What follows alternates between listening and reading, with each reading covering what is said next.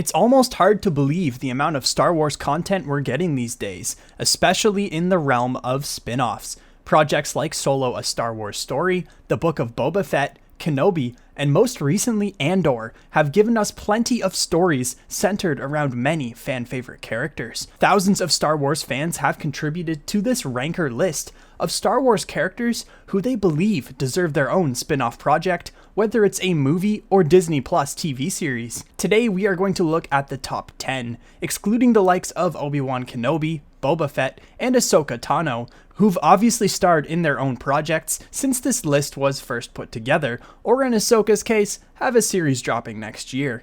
We're also leaving Grogu out, since his story will be a continued focus in The Mandalorian Season 3. Once again, we have to reiterate that this is an ongoing fan-voted list. These are not our top 10 picks. We'll leave a link to the ranker poll in the description below if you'd like to add your vote. Almost 50 characters are included. But with that in mind, let's get started with number 10, ASAJJ Ventress. The slave turned Jedi turned Sith assassin turned Night Sister turned bounty hunter ?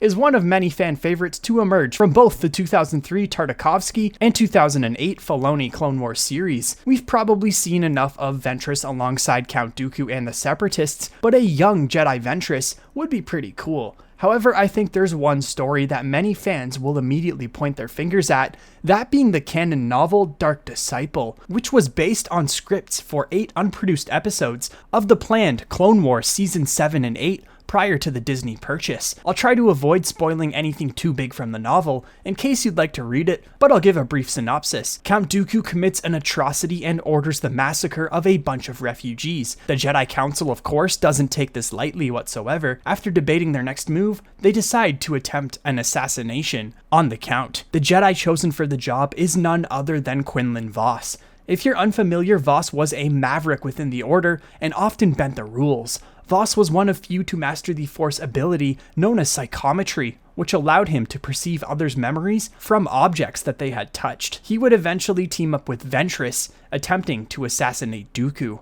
It's an incredible story, but if I go much further than that, I'd risk spoiling it. Just give it a read or listen to the audiobook, trust me. Dark Disciple is one story I'd love to see adapted in proper Star Wars animation. Number 9, Darth Bane.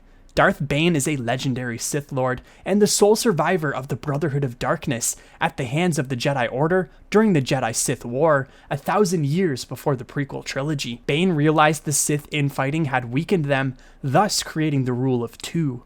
This rule stated that there could only be 2 Sith Lords at any given time, a Master and an Apprentice, until either the Apprentice killed the Master and took their place, or the Master killed the Apprentice and replace them with a stronger one.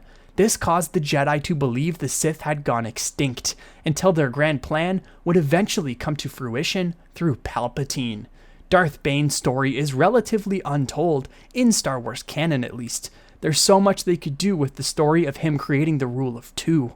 I think this would fit right in with a Tales of the Sith series, similar to Tales of the Jedi. We're cheating here with our number 8 and combining 2 entries that kinda go hand in hand with both Captain Rex and the 501st Legion. Sure, they've had their fair share of spotlight in the Clone Wars, but I for one would not complain about seeing more of the boys in blue. No, there's absolutely no shot we're getting a film about Operation Nightfall at the Jedi Temple, but there are plenty of other options. A project like this would almost certainly have to be animated. I mean, I'd feel awful for Tamara Morrison if he had to play almost the entire cast in live action. A story similar to the Umbara arc from the Clone Wars would do fine. Some sort of a mission that separates Rex and the boys from Anakin, forcing them to adapt and allowing their individual personalities to show. If we do want to get darker, an Imperial story about the 501st or Vader's Fist could also work. As for Rex on his own, it seems he'll play a heavy role in the Bad Batch Season 2, and might even pop up come the Ahsoka series. It's always cool to see more of him post-Order 66. Number 7, Darth Vader. Yes, the former Anakin Skywalker is a main character for 6 of the movies, but fans are always clamoring for more. A dream for many would be to get a horror-esque film about the Sith Lord. Maybe we could see him searching for Luke Skywalker as he learns about his son after the Empire Strikes Back. There's also plenty of Darth Vader comics they could draw inspiration from. Darth Vader seems to be one thing that everyone agrees Disney has handled well since the Lucasfilm purchase. His appearances in projects like Rogue One and Kenobi were very well received. Number 6, Mace Windu. This is a project that even Samuel L. Jackson himself wants to happen. Mace is such a unique character with his purple lightsaber and mastery of abilities like Vapod and Shatterpoint. Many fans have long theorized that he survived that fall in Revenge of the Sith. That would certainly be an excellent story to tell. Maybe like in Star Wars Theories fan film, he lures out Darth Vader for a confrontation. Maybe he even rescues Grogu from the Jedi Temple. If he is indeed dead, however, a young Mace Windu story could also work. Let's see him being trained. Let's find out why he has such a strict view and stuck so closely to the Jedi Code. We could see him training Depa Billaba or learning Vapod. The possibilities are endless. Number 5, Darth Plagueis. The story of Darth Sidious's master would make for an excellent series. Just look at his popular Legends novel. He could also easily co-lead in a young Palpatine project. Plagueis lusted for immortality, wishing to cheat death. As we learned in Revenge of the Sith through Palpatine, he learned how to stop others from dying, and taught Palpatine everything he knew before Palpatine killed him in his sleep, thus taking his master's place via the rule of 2. It's ironic.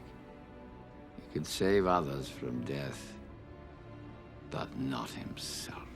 Number 4, Revan. Revan is one character who's had nearly his entire story branded as Star Wars Legends. He emerged from the Knights of the Old Republic video games and has a complicated backstory as a Sith Lord and Jedi who fought in the Mandalorian Wars and Jedi Civil War. We know he exists somewhere in canon thanks to a Legion of the Final Order's Sith Troopers being named after him. He also nearly appeared in the Clone Wars Mortis arc, but that was scrapped by George Lucas himself. It is possible Disney will decide to tell his canon story in the future, but I wouldn't hold my breath. At least that remake of Knights of the Old Republic is coming, right? Oh, yeah. Number 3, Qui-GON Jinn. With Liam Neeson recently returning in both Kenobi and Tales of the Jedi, this one doesn't seem entirely impossible. The master of Obi-Wan Kenobi and former Padawan of Count Dooku wasn't the typical Jedi of his time. Rather than sticking to the Council's wishes, he followed the will of the Force.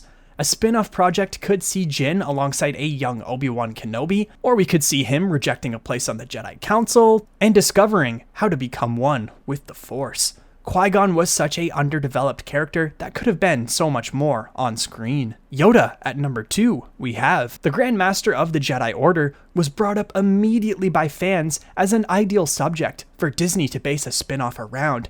I mean, a 900-year-old Jedi who's that powerful has so much storytelling potential. Seeing a younger Yoda, like we're getting in the High Republic material, would be very cool. On the flip side, much like Obi-Wan Kenobi, Yoda must have been up to something for the decades he spent in exile on Dagobah. And coming in at number 1, Darth Maul. Maul has been one of the most popular characters since he first appeared in The Phantom Menace. So much so that they had to resurrect him. But he's still really yet to get the chance to shine in live action. There's 2 main stories to tell with Maul that really stick out to most. First of all, his training as a Sith assassin under Palpatine.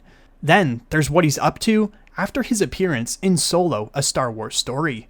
At this point, he's leading Crimson Dawn along with Qi'ra. Qi'ra herself would make for an interesting co-lead in a Maul series. Her character has been further developed in Star Wars comics, and Emilia Clarke has more than proven herself to be a powerhouse actor with Game of Thrones. Maul, A Star Wars Story, or even Crimson Dawn, A Star Wars Story, seems like an absolute no-brainer for Disney to produce. There's even been rumors multiple times of a Maul-led series being developed, but nothing's yet to be confirmed. Here's to hoping it can one day become a reality. Qi'ra, you and I will be working much more closely. But that does it for our list of 10 Star Wars characters who deserve their own spin-off film or Disney Plus series. Again, this was all compiled by the ranker list that we've linked in the description below. But who would you most like to see in a Star Wars spin-off project? Let us know in the comments below. Perhaps we'll make a part 2 video in the future. Until then, thank you so much for watching and may the Force be with you. Drop a like on the video and click subscribe if you are new. We'd love for you to join the Red Squadron. Until next time, Red 5, standing by.